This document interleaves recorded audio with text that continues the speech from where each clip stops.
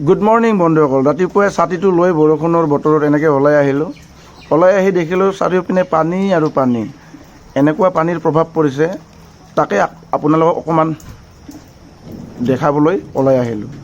তো চাওক, ইমান পানী বাঢ়ি গৈছে, চাৰিওপিনে পানী পানী পানী, কেৱল পানী। নেৰা নেপেৰা বৰষুণৰ মাজত ইমান পানী ভৰ্তি হৈ গ'ল, মানে আমাৰ যিমান খাল বিল, আমাৰ ৰাজহুৱা পুখুৰীটো ডুবি গ'ল, খেতিপথাৰসমূহ ভৰ্তি হৈ গ'ল, আমাৰ নদীটো ভৰ্তি হৈ গ'ল। এনেকৈ নদী খাল বিল যিমান আছিলে আমাৰ পথাৰ সমান হৈ গৈছে, গম নাপায় যে কোনটো নদী কোনটো খেতিপথাৰ।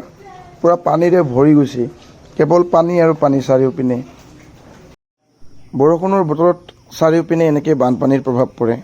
চ' আপোনালোকৰ পিনে যদি এনেকুৱা প্ৰভাৱ পৰিছে, কমেণ্টত দাঙি ধৰিব কোন ঠাইত প্ৰভাৱ পৰিছে।